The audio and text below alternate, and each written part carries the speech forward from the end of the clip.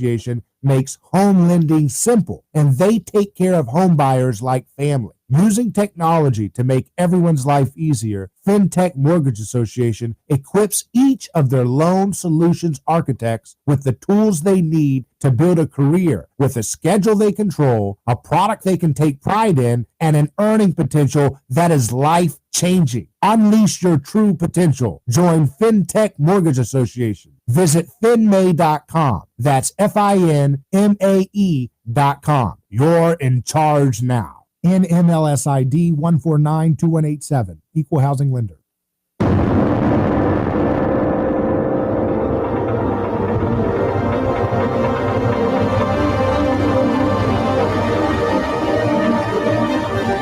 From the heart of Central Florida, you're listening to the most electrifying show in media. A Neighbor's Choice. I'm your host, your neighbor, David Gronowski. So glad to be with you live across FM and AM. Happy to challenge toxic groupthink like we always do. We want positivity. We want real-world solutions to our problems. We want to encourage personality, personhood, not blind groupthink and bystander effect. There's too much of that going on as it is. We need something different. We need something better. And that's why you've come to this program. So if you're listening on our video stream, make sure you share the stream and engage with us. We always enjoy your comments. If you're listening on podcasts, make sure you share it as well and like and subscribe and write a review and all that good stuff. And that helps us continue to do what we're doing, which is spreading to thousands and thousands and thousands of new people every day, whether it's radio, podcast, video stream, or our website, neighborschoice.com. There are many ways for us to connect. And today I just want to start the story by showing again that they don't have any, the establishment has no interest in moving away from their dubious election system of having a highly partisan, 96% of Dominion company employees vote for or donate to Democrats. And I saw a interview that Fox News did with one of the representatives of Dominion, and it sounded like a very, very partisan conversation. It did not sound like a person, well, let me say this, partisan in a sense of uniting behind the uniparty, the same party that Mitch McConnell represents with Joe Biden when they say don't pull out of a 19-year war. That would be precipitous, Donald Trump. The same uniparty that rejected Donald Trump's recent Federal Reserve board pick because she dared to question the legitimacy, I guess, of having a commodity, of having a fiat currency. That is a currency backed by nothing, which gives governments unlimited power to manipulate economies by creating money out of thin air and getting us addicted to easy credit. But I want to show you this story just to show you real quick that the establishment has no desire to let off the gas of their dubious gaslighting. Georgia extends use of absentee ballot drop boxes for January 5th runoff amid surge in requests. This is a story on foxnews.com. State Election Board declines to rule on measure dealing with residency concerns. Georgia election officials are extending the use of secure ballot. See, they put that word secure because they're a PR firm. How do you know it's secure? You're using language to create an emotional outcome the moment you write your first sentence. This is what all media does. Fox News is just dropping the mask a little bit to go back to what they've always been, which is part of globalist ideology. That's why they push so hard for Mitt Romney. That's why they push so hard for John McCain and George W. Bush's terrible policies, because they represent the uniparty. It's the designated losers. They're allowed to win every now and then. That's why their candidates are the designated Darth Vader villains like Dick Cheney. Remember, they used to call him Darth Vader? And they are the ones who are supposed to be for stodgy, backwards, and outdated ideas. And the Democrats are supposed to be the hip, edgy, avant-garde, emotionally beautiful brand. And if you want to go stodgy, you can go that way with the Republican Party. If you want to go hip and cool and caring, you go that way. And that's your frame. That's your frame. That's what you got. And if you go outside of that and say, how about a Federal Reserve Board member who doesn't speak negatively about gold or something? No. If you say, how about a foreign policy where we don't have to be the policeman of the world? No, not allowed. How about no victim, no crime? No. We'd rather have Joe Biden, who spent 50 years locking people up for every victimless act you could imagine. Whenever you try to introduce an idea with beauty, with real personhood at the frame, in terms of an idea that is not going to lead to more suffering and more brutality, more war, more sanctions, more bombs, more prison cages, whenever you try to promote liberty and freedom and diversity of thought, you're not allowed to have that frame. You're not allowed to be included to the conversation. And so they're going to do this dubious drop-off of ballots for use in the twin Senate runoff elections on January 5th, where the Republican majority in the Senate is at stake. The 5-member Georgia State Election Board, chaired by Republican Secretary of State Brad Raffensperger, voted on Monday to extend the use of the 24/7 monitored drop boxes for use through the runoffs. Use of the boxes was originally set to expire in late December. The move comes amid a surge in absentee ballot requests in the runoff elections. Officials said that as of Monday morning, 762,000 requests for absentee ballots had been submitted. So they're just going to go ahead and do the same weird thing we saw before. Now, again, I don't have a particular conclusion on the matter of the presidential election, but it is clear that it's extremely dubious when the media tells you you're not allowed to ask these questions. That's a red flag. These people have sold us a bill of goods when it came to every war, every regulation that failed us, every surveillance mechanism. They told us nothing to see here. Whenever powerful people's email communications were leaked by WikiLeaks, you're not allowed to look at it. And the same people are telling you not allowed to question this election. But they question the election. They question all the elections that they want when it's on script, when it's meant to sow chaos for the right agenda that they want to promote. They have questioned the integrity of the elections for a long time. They questioned the elections back in 2016.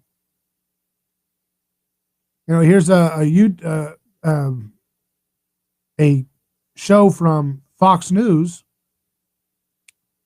that says how to hack a Dominion. Well, I don't know if this is the title. This is the YouTube video title of it, to be fair. But it's about how Dominion voting machines can be hacked. So they have been sowing discord when it fit their narrative, but it doesn't fit their narrative today. So they tell low information people who believe in the media and the corporate press, they tell them, this is what you got to think. Nothing to see here. Election's perfect. We just got done telling you 4 years ago, for 4 years straight, that this man was a foreign asset who was highly incompetent, highly reckless, highly unprofessional, highly blah, blah, blah, but nailed this election. Nothing to see here. Not a single.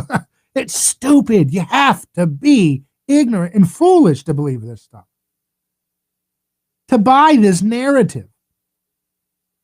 That doesn't mean that one vote was this many votes or that vote. I'm not saying any conclusions. All I'm saying is to buy into their narrative, and there's no reason at all to question anything, and have all these, the European Union, countries have said, do not respect the mass ballot. A lot of them don't allow it because there's too much opportunity for fraud.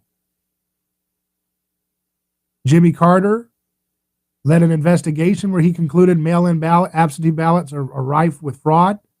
They have looked at this over and over again, and when it fits their narrative, because one of the guys they don't like is winning, they'll sow discord. If one of the guys that they like is winning, they'll say nothing to see here. So let's play this clip from Fox News. This is back about the 2016 election. And just listen to their narrative and how they talk about it. Say Colin Powell and the Democratic National Committee being released and talked about. But could a hacker actually change your vote? Federal officials are adamant that that would be nearly impossible. But is that correct? Senior correspondent Eric Shawn investigates. Can a machine be hacked? I have demonstrated how to hack the ABC Advantage voting machines that we use in New Jersey.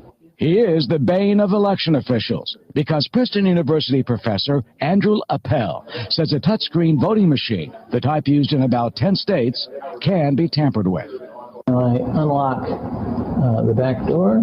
In 2008, he demonstrated how as part of an election lawsuit against New Jersey officials. While he notes there has been no documented case of a machine actually being hacked this way in a U.S. election, he says it could happen by simply swapping the machine's computer chip for his own. And I'll just have to replace this one ROM chip with a fraudulent computer program. He was able to change the votes the machine counted. I figured out how to make a slightly different computer program that just before the close of the polls, it shifts some votes around from one candidate to another. And I wrote that computer program onto a memory chip like this. And now to hack a voting machine, you have to get 7 minutes alone with it with a screwdriver. Our experience here in this office, we all concur that we have not seen one documented case in machine being compromised. John Brzezowski, the deputy superintendent of elections in Hudson County, New Jersey, insists in real life it cannot be done. He points to multiple redundant safeguards that protect machines. They are locked in secure areas under camera surveillance, and broken security tape on vital parts would show any violation. I don't know how you could possibly do that to 500 machines and to get the secrecy and the time to do so. I don't believe that's possible. But the professor insists it is. The good news is it's not something you can easily do from Russia.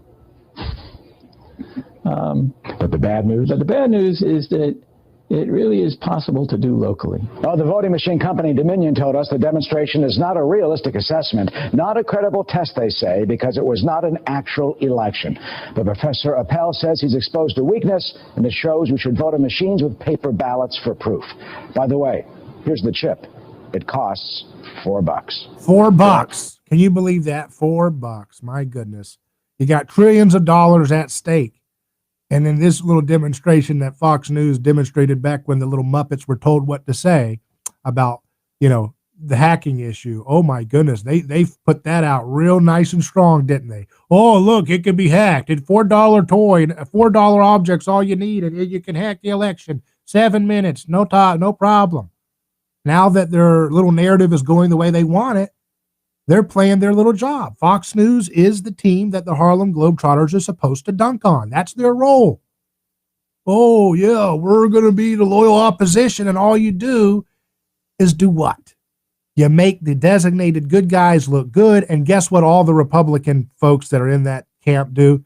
They get their soy and corn subsidies for their friends. They get their used car dealership lobby subsidies, what they need. Whatever it is, they go and do their transaction. Oh, yeah, I'm for liberty. And they gut their entire countrymen's freedom and prosperity. So, again, just to show you when they're on script, when it's okay to talk about the election being hackable, because that's the narrative script of the day, the groupthink media does it. Now, we can play maybe in a little bit. We'll take a break here. We'll show you the same journalist that you heard from Fox News, Eric Shawn. You heard Eric Shawn in the clip before talking about how easy it is to hack Dominion voting systems. In a moment, we'll show you what he thinks about hacking Dominion voting systems now.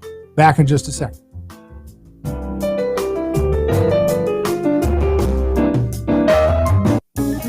New design, new approach, new content. NewsTalkFlorida.com. Covering cities all across Florida. Relevant information, news, business, entertainment that will not waste your time. From your laptop or your mobile device, you have easy access. Get a quick daily fix of articles, video, and audio that is relevant to your routine. Plus streaming audio from great radio stations in Florida like the Big 8 in Tampa. NewsTalkFlorida.com. All in one place, NewsTalkFlorida.com. Today's news and entertainment with a Florida slant. Who is your neighbor?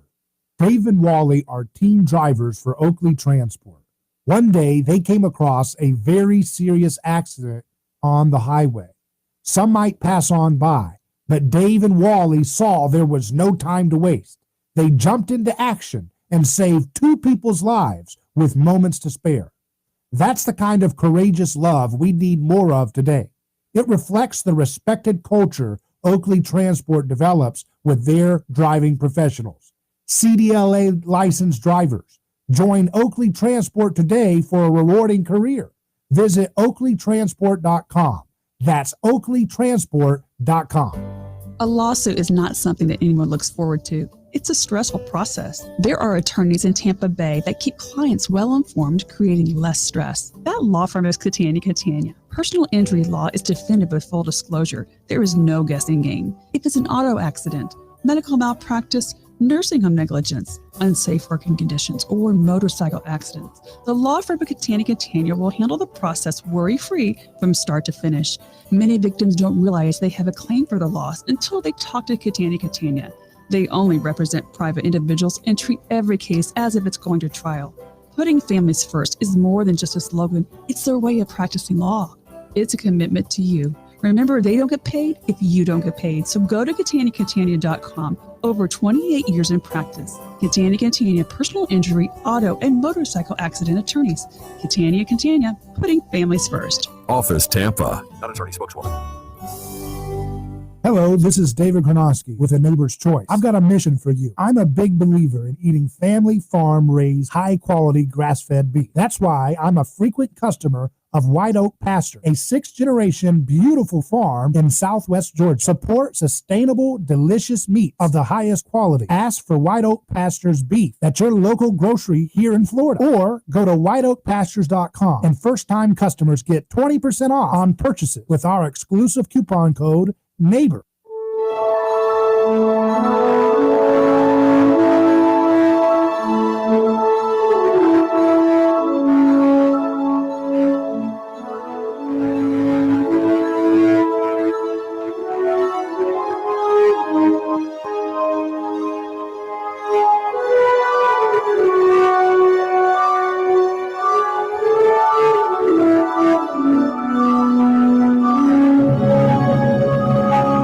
Welcome back to A Neighbor's Choice. We're live broadcasting on FM and AM and online. And looking at some of the comments online coming in. Chowhound says, love this program. Found Mr. Gronowski through Paul Vanderklay's channel. Paul's a great guy, great pastor. Never really appreciated Rene Girard until that conversation. It's been a pretty deep dive ever since. Well, welcome to the program. And glad to have you on, Chowhound, as we make our march across FM and AM and online. We're going everywhere we can with this message. Janice Jackson says, hello. It's great to have you, Janice. Glad you could join us. And, this is what it's all about. It's having a conversation the way we're supposed to have conversations in a free society, which is, guess what? Free and uncensored. And we're going to continue to do that, aren't we? We're going to continue to build a conversation where we can talk about culture, science, innovation, art, news, economics. We talk about it all, but we do so with open-minded perspective, with personhood as our driving animus. And so before the break just now, if you're listening on radio or video stream, we had a clip from Fox News from 4 years ago where Eric Shawn, the reporter, was covering how easy it was to hack a Dominion voting machine. That was the groupthink mentality to regurgitate on broadcast corporate press at the time. But now that the groupthink has shifted and said, no, this is, Trump was both a Russian asset who was deeply compromised. He's incompetent. We need to, rein him in with the Constitution by saying that he's mentally incapacitated. But he just so happened to pull off the most flawless security of any election, because our guy, our Muppet, Mr. 50 years at the trough, Joe Biden, is elected. So the lemmings all say everything's fine, nothing to see here, going back to war is great. Let's get all these people who are concerned about all of these states shutting down the count at the same time. What is that? That alone is weird. All these states shutting down at the same time, coming back in the dead of the night. Oh, it's all Biden from there. That is stupid. Anybody with wisdom would be suspicious of that, unless you just love all of the corrupt banker bailouts and corporate welfare and perpetual war, and most importantly, the on-script messaging that Joe Biden represents. So let's play Eric Shawn today. First, he exposed how easy it was to hack a Dominion voting system machine. Now let's hear what he says about it today. We'll just hear a little bit of this clip and I'll come in. One of the claims of election fraud that's been disputed centers on Dominion voting systems. Their machines are used in 28 states. The company has repeatedly denied allegations of switch votes, foreign or Democratic Party influence, secret tampering, but its responses have done little to dampen skeptics, even though the head of the Department of Homeland Security, Cybersecurity and Infrastructure Security Agency, Christopher Krebs, was fired for reporting, quote, "There is no evidence that any voting system deleted or lost votes, changed votes, or was in any way compromised." The president called that, quote, "highly inaccurate." With us now is Michael Steele, a principal with the Washington, D.C. firm Hamilton Place Strategies, which is representing Dominion. Mr. Steele, thank you for coming on with me today.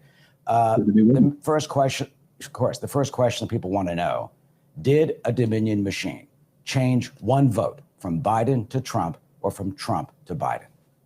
No, this is a nonpartisan American company. It is not physically possible for our machines to switch votes from one candidate to the other.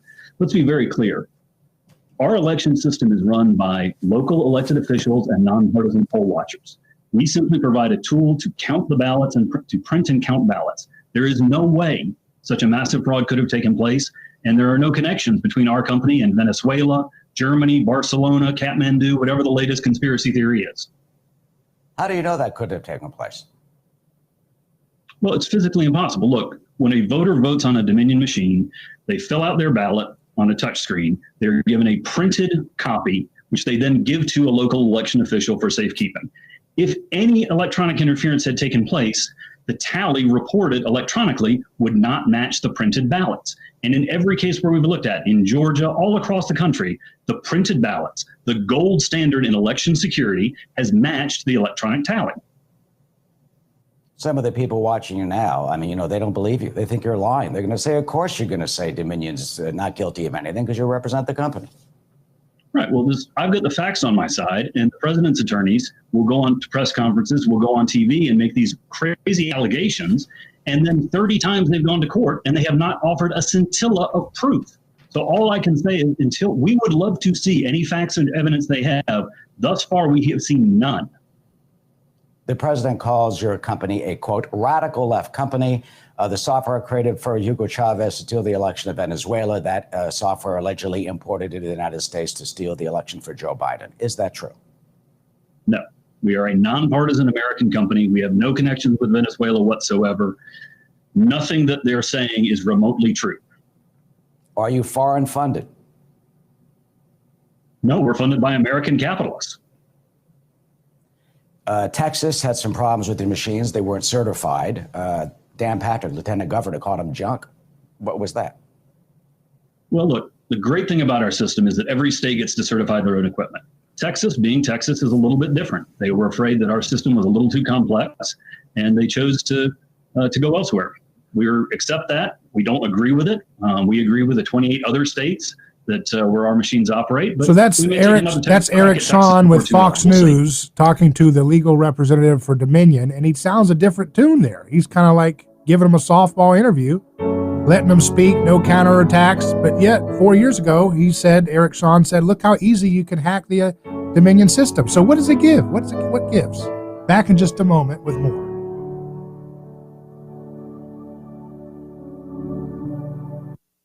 Ronald Reagan would turn over in his grave if he saw what's going on today. Crazy things are happening. You cannot be afraid. You've got to stand up for what you believe is right. But one thing is for sure. You can't trust anybody. For talk, news, and information, you can count on us. Enough is enough. I mean, I almost blew a gasket. Good for the country. I know what I'm talking about. A lot of wackos out there. Your connection to talk about it. The all-new News Talk 1040 WHBO. President-elect Joe Biden is expected to name former Federal Reserve Chair Janet Yellen as his pick for Treasury Secretary. She'd be the first woman in that job. Meeting virtually to vote on certifying presidential election results, Michigan Board of State Canvassers, they're hearing comments, including from Laura Cox, Michigan Republican chair. This vote will be certified and the will of the people will be upheld, but we need to ensure there is a fair and accurate vote first. Over 30 Trump court challenges to try to overturn the election have been tossed for lack of evidence. Transition flap update, ABC's Andy Field in Washington. General Services Administration official Emily Murphy offered to send her deputy to tell Congress why she still hasn't released millions to help President-elect Biden prepare to take office. House Democrats saying no thanks. They want to hear from her. Murphy is a Trump political appointee. Her office now says the meeting must be moved a week because of, quote, threatened violence against the GSA. Chuck Sievertson, ABC News.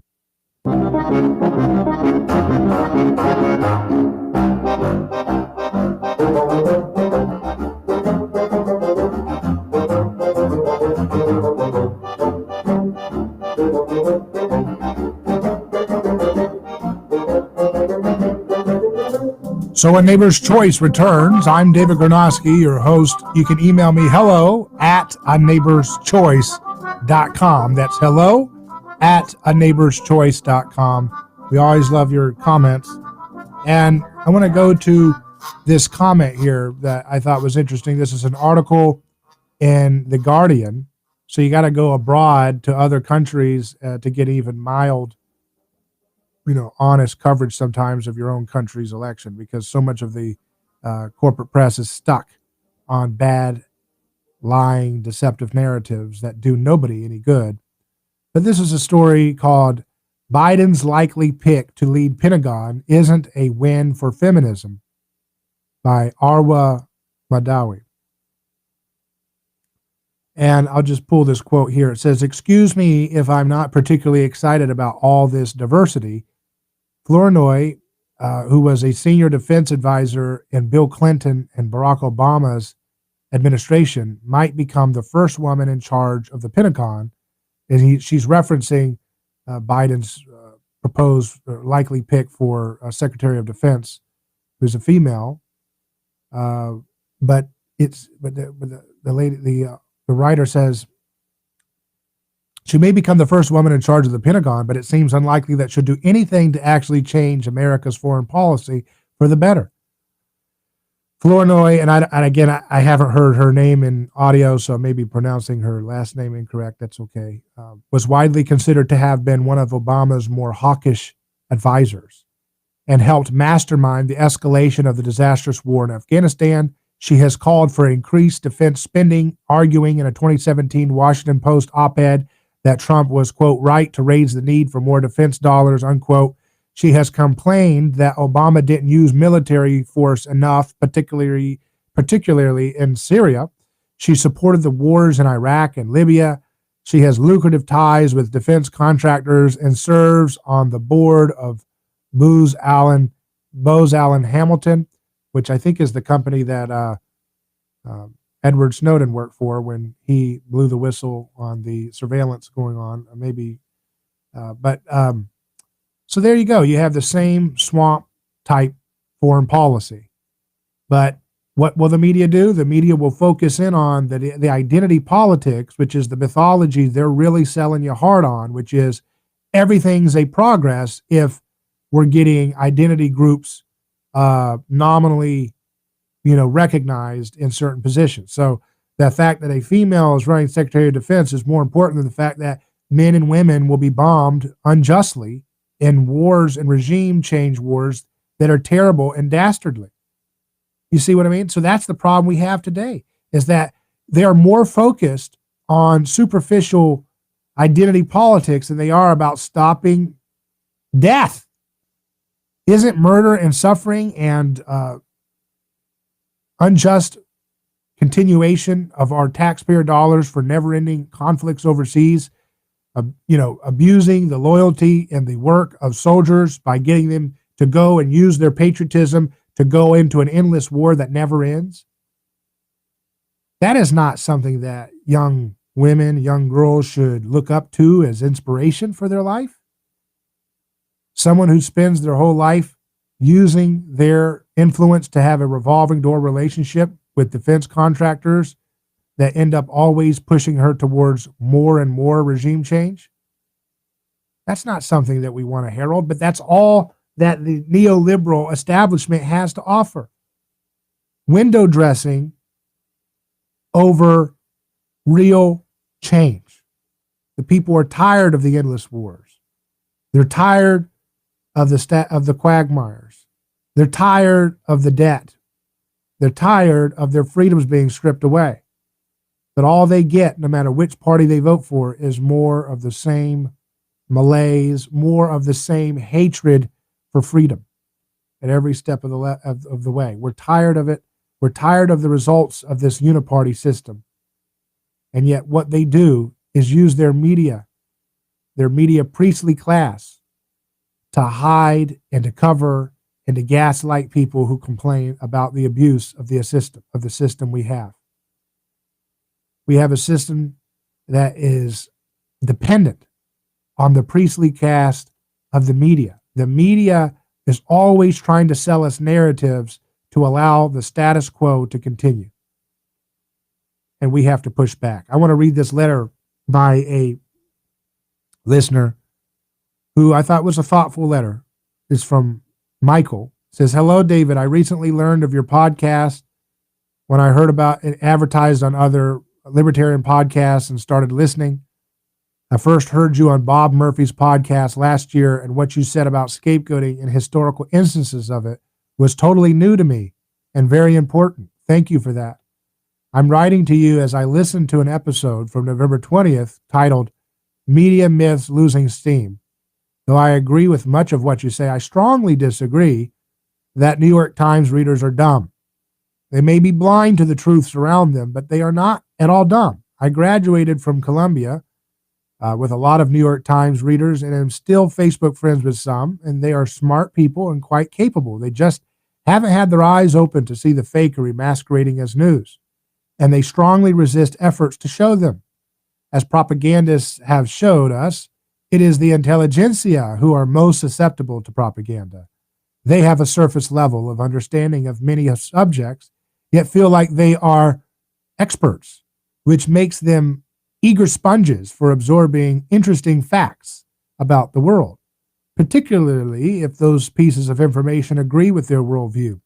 They are easy prey for intelligence services and foreign royalty with their worldview, and foreign royalty, and bend willingly to get near sources of power. Even 60 Minutes admitted on air soon after the 2016 election that the college-educated left are the most likely group to believe fake news.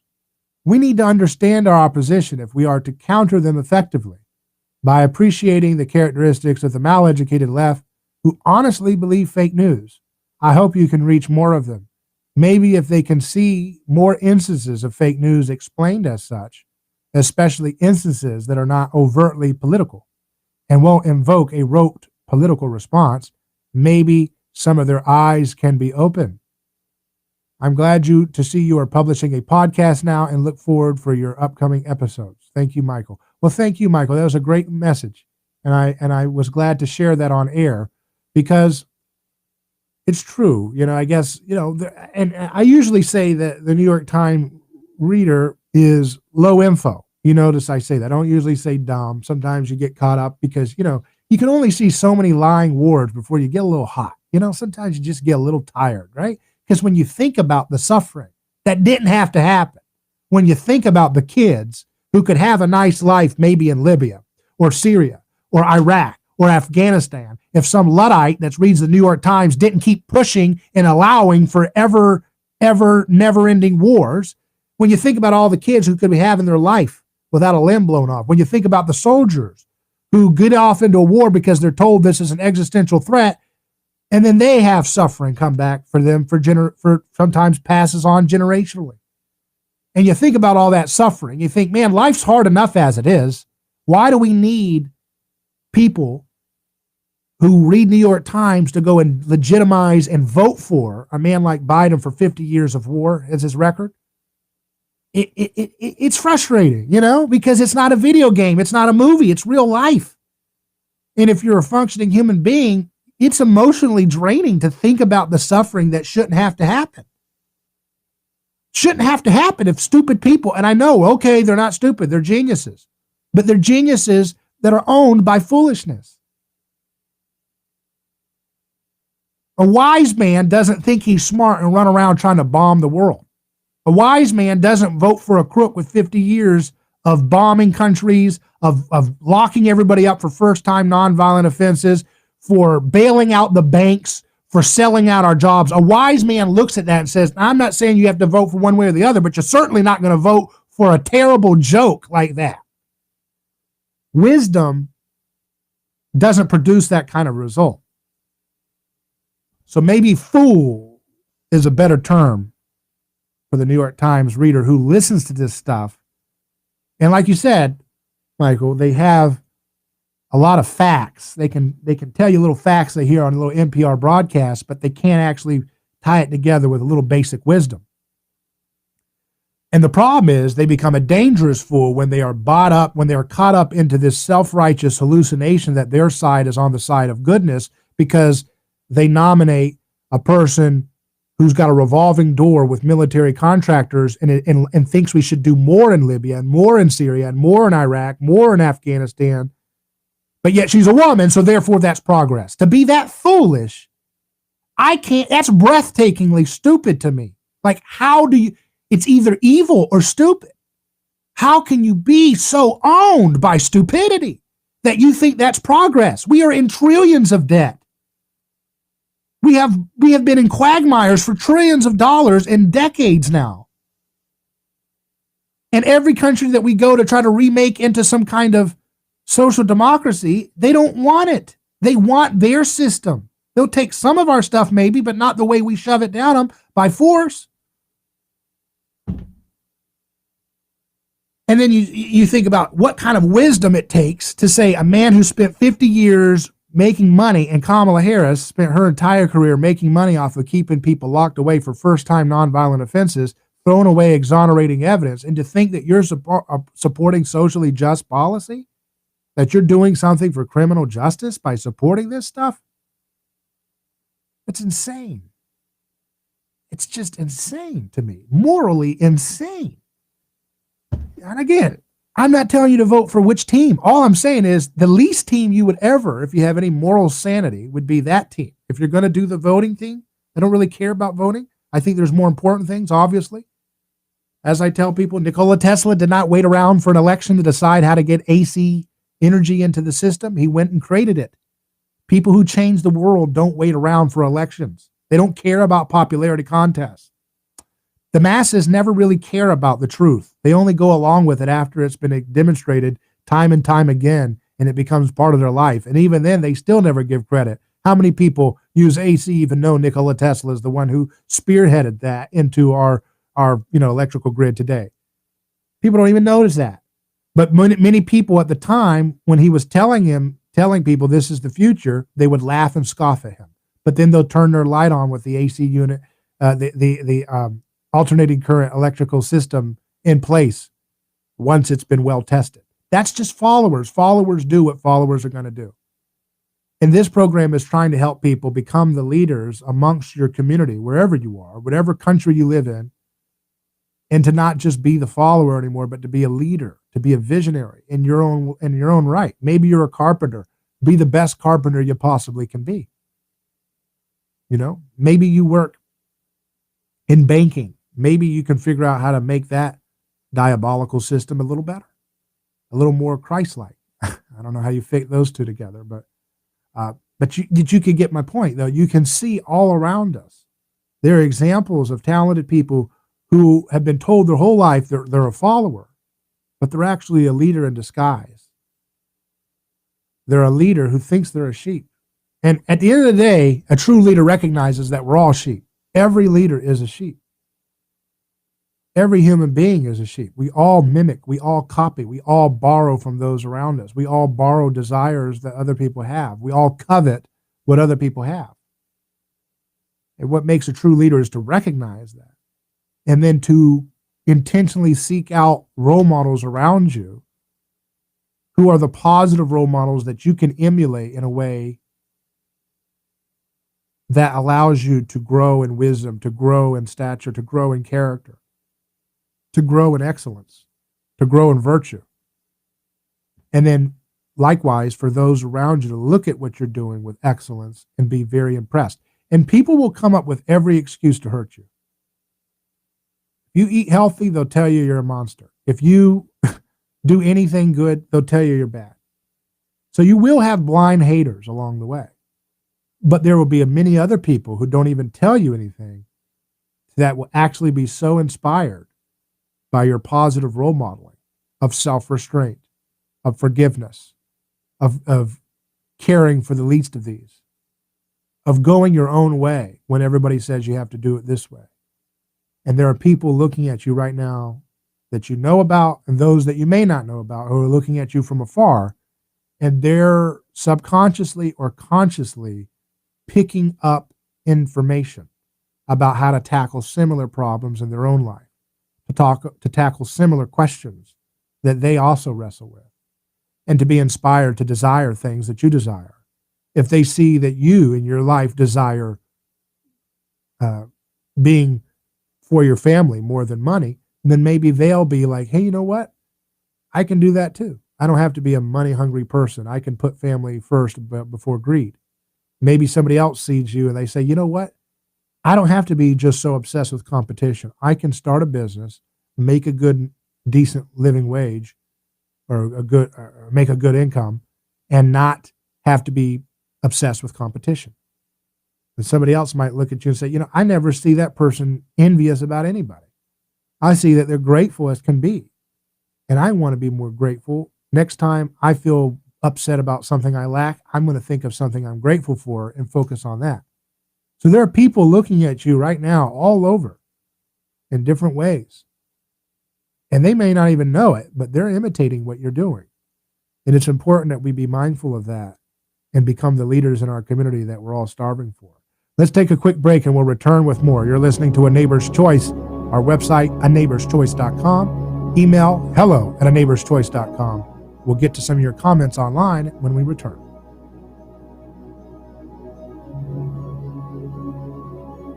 David Gronowski here. Let me tell you about a man named Gabriel. Every day, Gabriel puts on his boots and drives across America to make sure our store shelves stay stocked with the food people count on. See, Gabriel served our country overseas.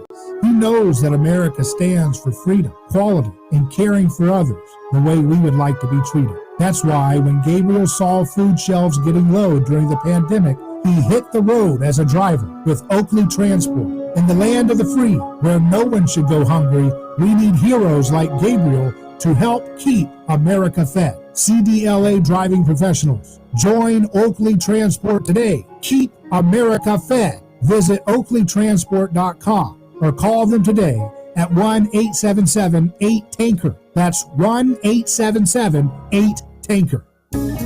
New design, new approach, new content. NewsTalkFlorida.com. Covering cities all across Florida. Relevant information, news, business, entertainment that will not waste your time. From your laptop or your mobile device, you have easy access. Get a quick daily fix of articles, video, and audio that is relevant to your routine. Plus streaming audio from great radio stations in Florida like the Big 8 in Tampa. NewsTalkFlorida.com. All in one place, NewsTalkFlorida.com. Today's news and entertainment with a Florida slant. Hello, this is David Gronowski with A Neighbor's Choice. I've got a mission for you. I'm a big believer in eating family farm-raised, high-quality, grass-fed beef. That's why I'm a frequent customer of White Oak Pasture, a 6th-generation beautiful farm in southwest Georgia. Support sustainable, delicious meat of the highest quality. Ask for White Oak Pasture's beef at your local grocery here in Florida, or go to whiteoakpastures.com, and first-time customers get 20% off on purchases with our exclusive coupon code Neighbor, are you ready to transform your career? Jess Smith was too. She was stuck in a job that was controlling her life, consuming her free time, and offering little opportunity for growing her pay.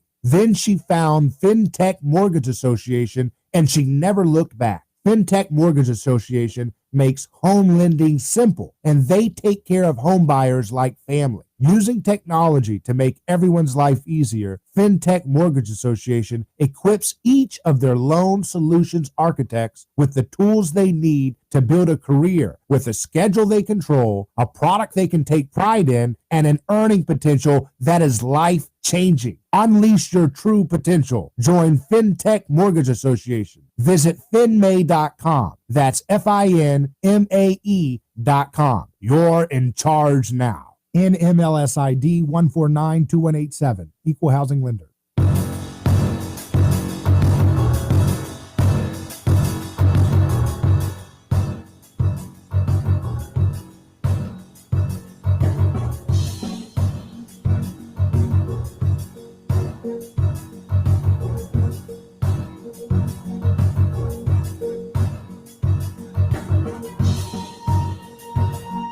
A Neighbor's Choice returns.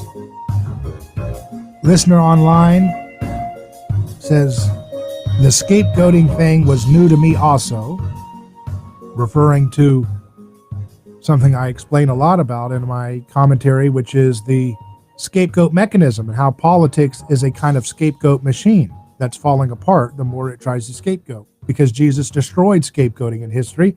And that's why we're in the mess we're in today, because we refuse to let go of our bad habit of scapegoating, of sacrificing some for the greater good. That's the whole heart of politics. That's why it is the way it is. It's a broken scapegoating machine. And you're in the thick of it because we refuse to get on with getting along together without politics as the glue that binds us together. Another listener says, keep up the good work, neighbor. And thank you for listening to the program. It's always great to have people on theme. And that's what you have to remember here, is that this is about thinking about things as human persons, not as members of some kind of tribe. And we've talked a lot about that a lot, is when is it time to join a tribe and just kind of subsume your ethics and your morals and just go along with whatever? And when is it time to just really do what's right no matter what? And I think it's always good to err on the side of standing on personal ethics at all times, because at the end of the day, it's not really about elections. It's about what happens at the totality of our life. You know, like what's our story going to be? Do we compromise for expedience? That doesn't mean you can't defend yourself. That doesn't mean you can't stand up for what you believe in and stand up for your family and make alliances with people. You don't have to be purists, okay? You can make alliances with people on all kinds of issues, and there's plenty of opportunity to have success that way. Most people do not think of liberty and freedom as very important. They don't think of nonviolence. They don't even think that the state is doing anything violent, you know? When they lock up somebody for selling raw milk, they don't see that as violence. Keeping somebody away from their family, putting them in a cage where they have access to violent people and they can't escape, and there's barbed wire if they do, and guns, that's not violent.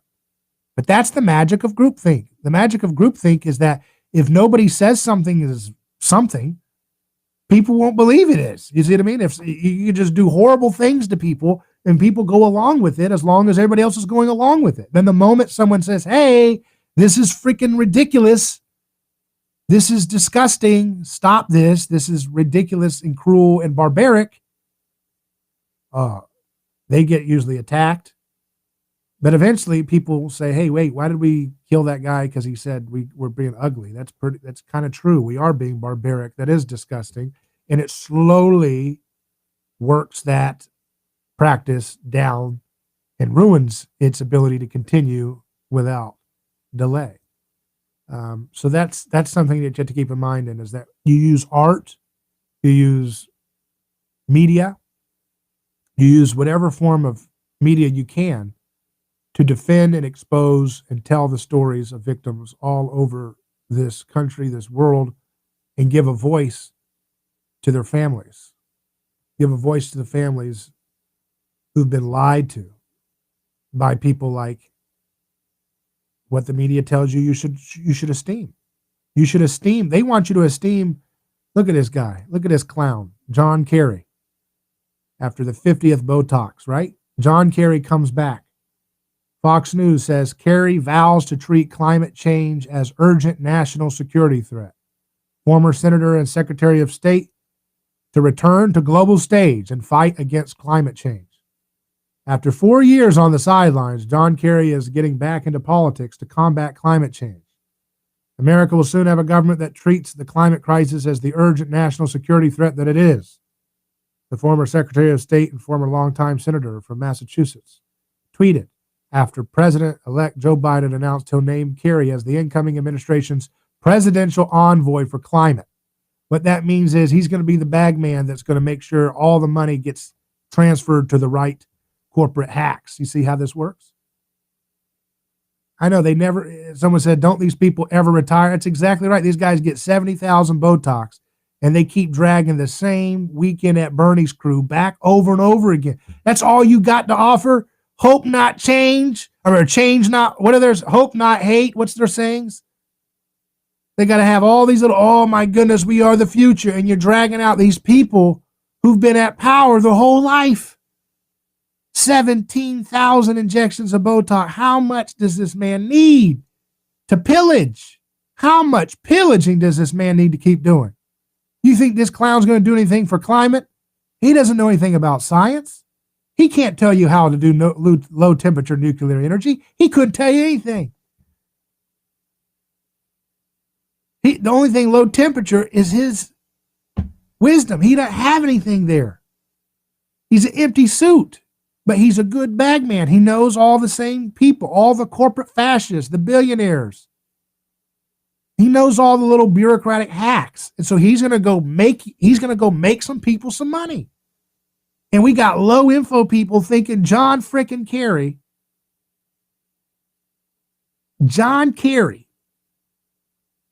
this clown is going to bring in hope and change and renaissance. Oh, good Lord, have mercy. These people, the storylines are so embarrassing. It's just embarrassing to even cover it. John Kerry knows what to do about climate. He doesn't know anything. All he's going to do is pillage you. He's going to pillage you. He's going to pillage if you're working 2 jobs, he's going to make it harder. If you're trying to have savings, he's going to make that savings worth less.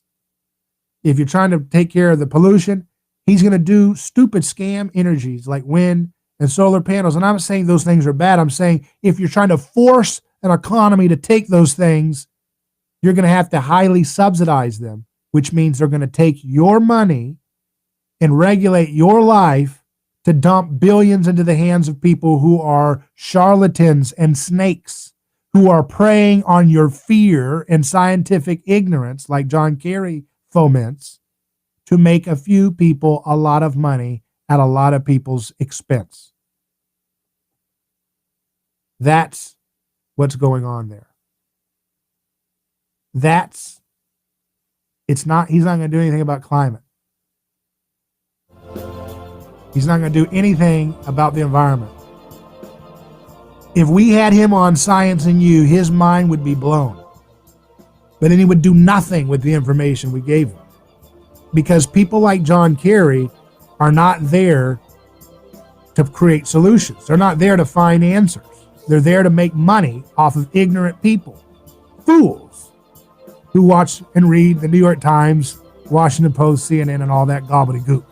Ignorance is bliss until it destroys the whole world around us, right? Ignorance is what we have weaponized with these kind of clowns. John Kerry, he should go back to having dinner with Assad. That's what he does. He likes having dinner with Assad and then trying to call for regime change once it makes him money. Sick people. Doesn't know the first thing about an atom. Doesn't know the first thing about low temperature nuclear energy. I'm David Gronowski. We'll be back with more in just a moment. Godspeed.